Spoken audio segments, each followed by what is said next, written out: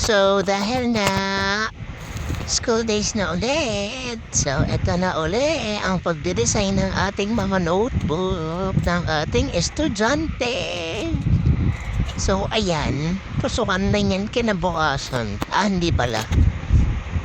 Basta, pusukan na yan. Nung ginawa ko yan, ayan.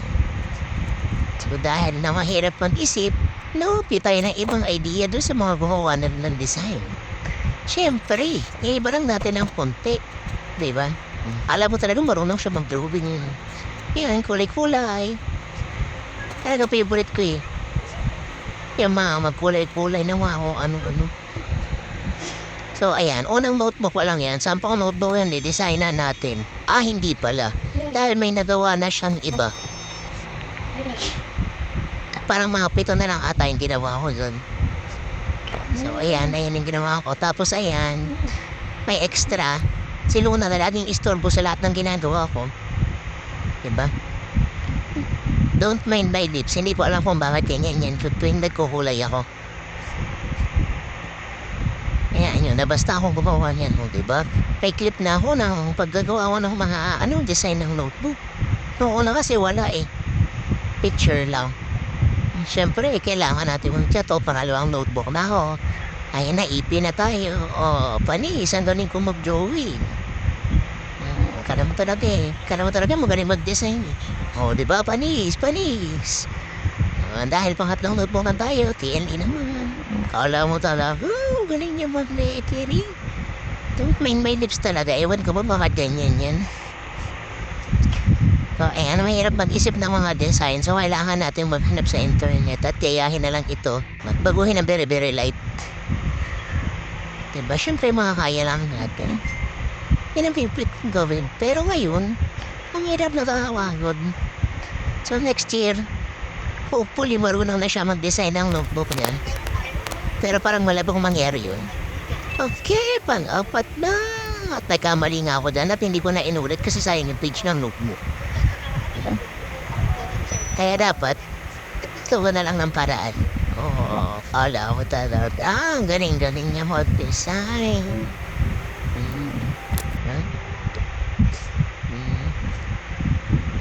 Diba? Gabi na yan. Inabot na ako ng gabi pag-design. Pero hapon ako nagsimula yan. Simplahan ko na lang yung iba kasi mahirap eh. Mahirap kopyahin yung iba eh. Diba? Ayun lang. Galing ko, no? Pero mahilig talaga ako mag-ganyan kulay-kulay. Yan, hindi ako gumawa niyan. Ang ginawa ko lang dyan yung wala na, yung Pilipino. Kaya na yung akala ko yan na yung last. Kaya ganyan ko na lang. Kasi hindi ko na alam kung ano i-design. Dagyan ko na lang ng border. Pero, hindi pa pala iyan ang dahil meron pa pala. Diba? Ang hirap pala gumamit ng hindi ko alam kung ano tawag din. Basta sa color pen na yan. Napapabutas ng page ng notebook. At lumahalap ang kanyang tinta. Dapat talaga na lang ako ball pen at saka color pencil. Mas maganda siyang gamitin. Mas siya. Mas gusto ko lang siyang gamitin. Kasi nahihirapan ako pag ganyan. Yung mga sign pen na yan. Kasi kumakalat. Tapos bumabakat pa sa likod. Pero, trinay ko pa din. Para mas maganda yung kulay. Kasi nakakapagod din magkulay. So, ayan. Ikaw naman talaga. Ang ganda ng design niya. Diba? Minsan ako lang din nag-iisip ng design ko eh. Kasi hindi ko magaya yung iba eh. Hirap. Doon tayo sa madali din. Doon tayo sa kaya natin. Huwag natin pinapahirapan ng mga sarili natin. Kung gagawa tayo ng design ng notebook, dapat yung kaya lang natin. Para hindi tayo nahihirapan. Ganun ako mag-isa lang tayong gagawa nito. So yun, matapos ko na. Ayan siya nag-design ng mape, science, tsaka yan siya yung nag-border niya, yung NMP, yung bago na ng subject, yung Pilipino, gawa ng dati niya yung drawing na watawat na yan. Tapos yan the rest, ako na ang gumawa. No, tapos yung mga ano pala dyan, sticker.